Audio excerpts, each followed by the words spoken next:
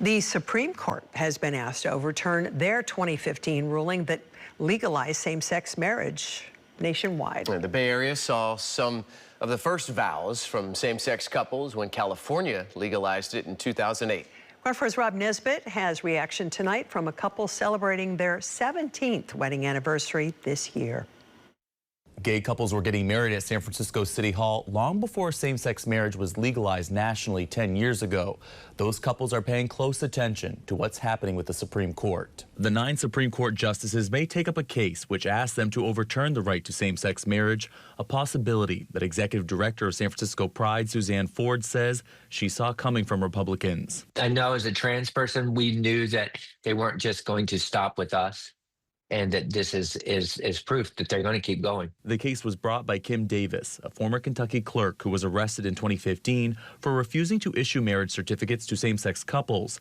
John Lewis and Stuart Gaffney first married in 2004 during the Winter of Love at San Francisco City Hall. Those marriages were all annulled, so the couple said "I do" again in 2008 when California legalized same-sex marriage. It never feels good to have somebody file a petition before the United States Supreme Court to take away your marriage.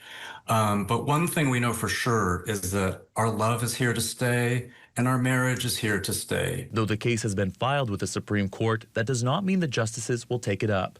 Gaffney and Stewart are confident that their marriage will continue to be recognized as legal in every state. The Supreme Court itself has shown no interest, actually, at this point in overturning its historic marriage equality decision of 10 years ago. The most recent Gallup poll shows that about 70% of Americans support same-sex marriage.